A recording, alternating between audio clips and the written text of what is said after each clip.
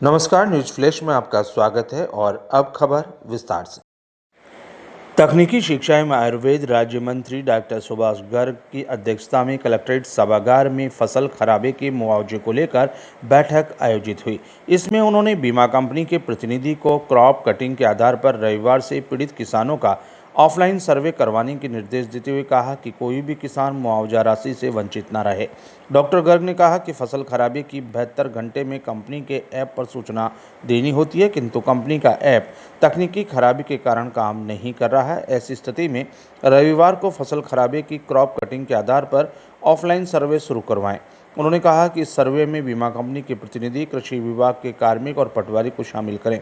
सर्वे से पूर्व पीड़ित किसानों के आवेदन एकत्रित करने के लिए सभी ग्राम पंचायतों के राजीव गांधी सेवा केंद्रों पर व्यवस्था की गई है, जहां कृषि विभाग का कार्मिक केसीसी धारक किसानों के आवेदन प्राप्त कर उन्हें बीमा कंपनी को उपलब्ध करवाएंगे।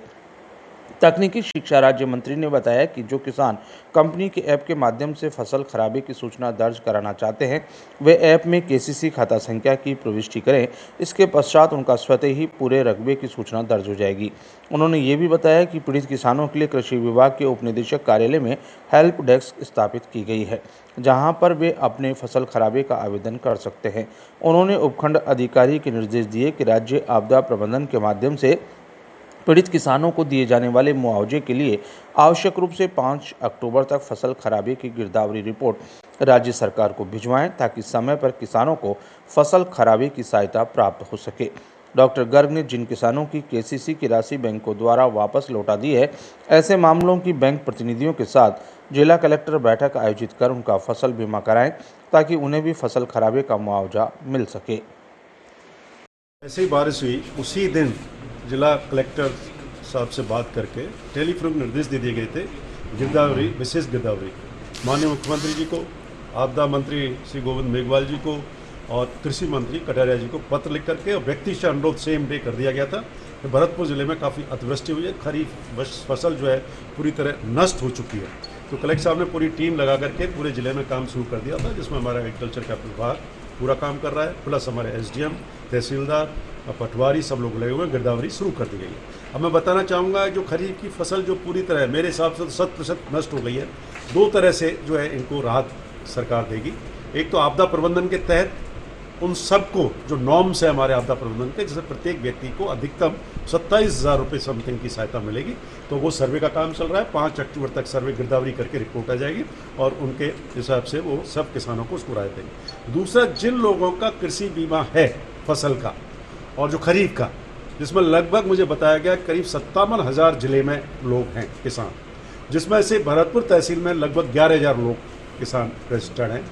उनमें जो क्रॉप इंश्योरेंस का ऐप है उसके माध्यम से वो 72 घंटे के अंदर अपना कंप्लेंट दर्ज करा सकते हैं, लेकिन इनके ऐप की स्थिति को देखते हुए काफ़ी स्लो है, खुलता नहीं है, किसानों को परेशानी होती है। नंबर 1 ये।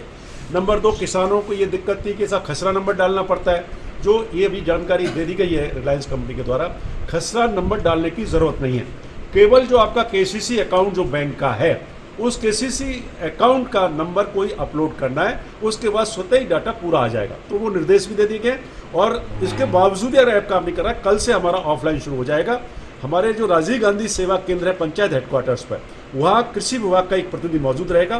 पटवारी सेक्रेटरीज के माध्यम से जो एसडीएम के कंट्रोल में सारे ये केंद्र रहेंगे, वहाँ जाकर के किसान अपनी एक एप्लीकेशन दे देगा सिंपल कागज़ पर, उसमें अपना नाम और अकाउंट नंबर जो केसी से उसको दर्ज करा देगा और उसके आधार पर ऑफलाइन तरीके से उसकी कंप्लेंट दर्ज हो जाएगी।